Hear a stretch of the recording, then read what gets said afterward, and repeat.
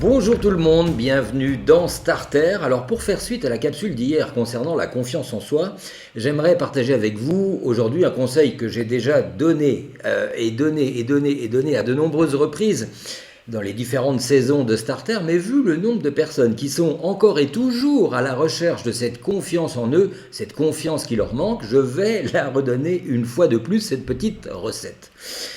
Vous connaissez l'expression qui dit le monde appelle le monde, ou encore on trouve l'argent appelle l'argent, etc. Eh bien, la confiance en soi appelle la confiance en soi. Et donc, même si vous pensez ne pas en avoir beaucoup, c'est le peu que vous avez éventuellement qui va vous permettre d'en avoir davantage, selon toujours les mêmes lois de l'attraction. Donc, concentrez-vous sur ce que vous savez faire, sur ce que vous savez bien faire, sur ce que généralement vous réussissez. Il y a forcément des choses que vous faites bien, même des petites choses, même des petits détails, que ce soit, je ne sais pas, dans le domaine de la cuisine, dans le domaine de la déco de votre intérieur, dans le domaine de la couture, dans le domaine du bricolage, dans le domaine du jardinage, dans le domaine de votre organisation, dans le domaine de l'informatique, bref.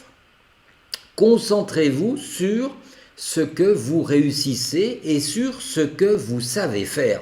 Et prenons un exemple très très basique. Imaginons que vous savez faire une tarte aux pommes, que tout le monde vous dit mais qu'est-ce qu'elle est bonne ta tarte aux pommes.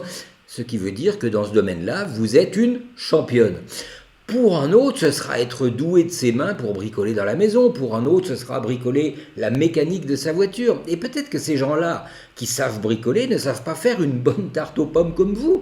Bien sûr que ce sont des exemples très basiques que je vous donne là, mais le but est que vous réfléchissiez et que vous transposiez dans votre domaine de compétences. Parce que le but, c'est de vous concentrer sur vos qualités, alors que la plupart des gens font exactement l'inverse. Et comme le disait très justement Zig Ziglar, l'auteur du livre Rendez-vous au sommet, entre autres, l'une des causes d'une mauvaise image de soi consiste à comparer ses pires défauts aux meilleures qualités des autres.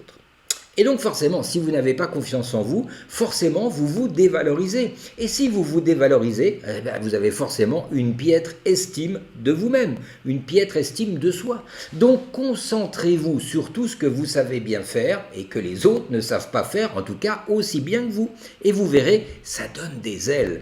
Allez, faites la liste et puis vous verrez que vous allez forcément en trouver, vous allez forcément trouver des choses, vous allez forcément vous trouver des qualités et puis surtout des raisons de vous féliciter. Bonne journée et puis à demain. Bye bye.